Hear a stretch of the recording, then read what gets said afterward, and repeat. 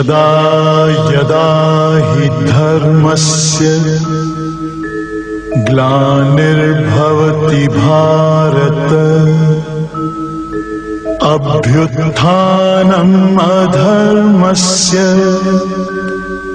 तदात्मानं सृजाम्यहम् परित्राणाय साधूनां विनाशाय च दुष्कृतां धर्म संस्थापनार्थाय संभवामि युगे युगे।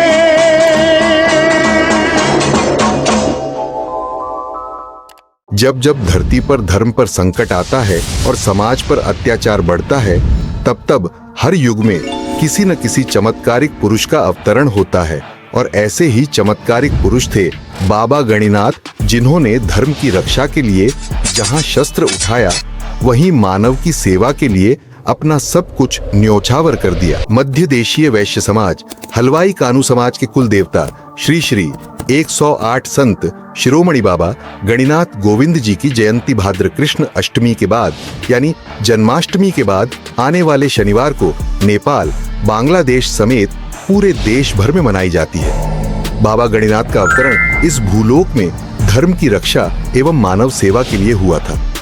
बाबा गणिनाथ विश्व बंधुत्व, सामाजिक समरसता और समतामूलक समाज के सृजनकर्ता एवं राष्ट्रवाद के प्रखर प्रणेता थे।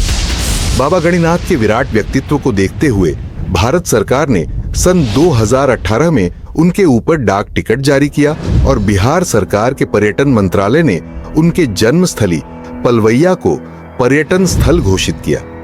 बाबा गणिनाथ जी के नाम से भारत, नेपाल और बांग्लादेश में सैकड़ों से ज्यादा मंदिर, धर्मशालाएं, शिक्षण संस्थान व अन्य जन कल्याणोपयोगी योजनाएं चल रही हैं। अब हम बताते हैं कौन थे बाबा गणिनाथ। तो बाबा गणिनाथ का जन्म महनार, अब बिहार के वैशाली जिले में गंगा नदी के तट पर मनसाराम के घर हुआ था। मान्यता है कि धर्म की रक्षा के लिए बाबा का अवतार हुआ था। मध्य देशीय वैश्य समाज, हलवाई कानू समाज उन्हें अपना कुल देवता मानता है और जयंती के मौके पर उनकी भव्य पूजा की जाती है। किंवदंती के अनुसार उन्होंने बचपन से ही चमत्कार दिखाना शुरू कर दिया था। उनके चमत्कारों को देखकर लोगों ने शिव की स्तुति की और उनका नाम गणिनाथ रखा गया। संवत 1024 में उन्होंने विक्रमशिला विश्वविद्यालय में प्रवेश लिया और तपस्या और योग के साथ 8 सिद्धियों और 9 निधियों में निपुणता प्राप्त की। उनका विवाह चंदेल राजा धंग की पुत्री खेमा से हुआ था। गणिनाथ की 5 संतानें क्रमशः रायचंद्र, श्रीधर, गोविंद, सोनमती और शीलमती थीं। विक्रम संवत 1060 में राजा बनने के बाद गणिनाथ ने अपने पूर्वज राजाओं द्वारा जीते गए राज्यों का एकीकरण कर उनमें स्वशासन और सुव्यवस्था स्थापित की। प्रेम, सहअस्तित्व और करुणा के साथ उन्होंने सभी राज्यों को एक राज्य में एकीकृत किया। बाबा गणिनाथ जी द्वारा स्थापित धर्मपुर राज्य पलवैया की धन, धान्य, वैभव, सुख, शांति और समृद्धि की चर्चा चारों तरफ थी। धर्मपुर राज्य पलवैया पर अगल बगल के जागीरदारों में ललचाई कुदृष्टि पड़ गई थी। बाबा गणिनाथ जी वृद्ध हो चुके थे तथा साधु संत स्वभाववश ये दुष्ट लोग पलवैया को कमजोर राज्य समझ बैठे थे। ये लोग पलवैया को समूल नष्ट कर देना चाहते थे। इसमें से लाल खां, किश्ती खां, बक्कर खां, सुल्तान खां आदि यवनों, जागीरदारों, सेनापतियों ने पलवैया राज्य पर आक्रमण कर दिया। शांति, प्रेम, अहिंसा का सदैव पाठ पढ़ाने वाले बाल ब्रह्मचारी श्री गोविंद जी महाराज ने पलवैया के शांतिप्रिय नागरिकों को धर्म और राष्ट्र की रक्षा के लिए शस्त्र उठाने के लिए ललकारा। उनकी ओजस्वी धर्म शिक्षा और उपदेश से जनता मरने मारने पर तैयार हो गई। इस युद्ध को गोविंद जी ने धर्म युद्ध का नाम दिया। कुछ लोगों को गढ़ किला के अंदर रक्षा के लिए छोड़ दिया और शेष को श्रीधर जी रायचंद्र जी के साथ स्वयं के नेतृत्व में यवनों से लोहा लेने के लिए युद्ध क्षेत्र के लिए प्रस्थान किए। आज भी गढ़ बाहर और गढ़ भीतर की चर्चा होती है।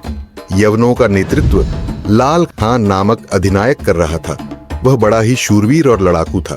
श्री गोविंद जी के साथ भयंकर युद्ध होता है, जिसमें मलेच्छ यवन बुरी तरह से परास्त होते हैं, अधिसंख्य मृत्यु को प्राप्त करते हैं। साथ ही उनका मुख्य सेनापति लाल खां बहादुरी से लड़ता है और अंत में घायल अवस्था में गिरफ्तार कर लिया जाता है। इस युद्ध में गोविंद जी महाराज भी घायल हो जाते हैं, तो अनुचर युद्ध क्षेत्र में मृदुल ठंडा जल पीने को लेकर आते हैं, परंतु बगल में कराहता शत्रु लाल खां अत्यधिक घायल अवस्था में पानी मांग रहा है, उसे देने को बोलते हैं।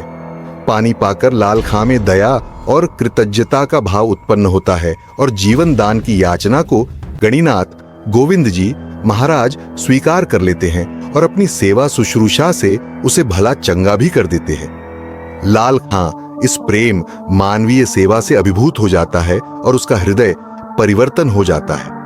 बाबा गणिनाथ जी के चरणों में गिरकर वह जीवन दान मांगता है। बाबा गणिनाथ उसे माफ कर अपना शिष्य बना लेते हैं तथा अपने मुख्य द्वार का पहरेदार नियुक्त कर देते हैं। जीवन पर्यंत लाल खां ने बाबा की पूर्ण निष्ठा से सेवा की।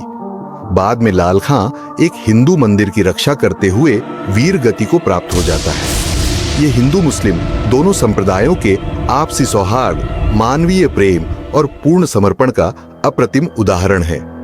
बाबा गणिनाथ महाराज और माता खेमा ने हाजीपुर स्थित पलवैया धाम, जो वर्तमान में समस्त हलवाई, कानू और मदेशिया समाज का तीर्थ स्थल है, में एक साथ समाधि ले ली। तब से वहां हर साल बाबा गणिनाथ की जयंती पर विशाल मेला लगता है और जयंती समारोह पूरे देश भर में मनाया जाता है।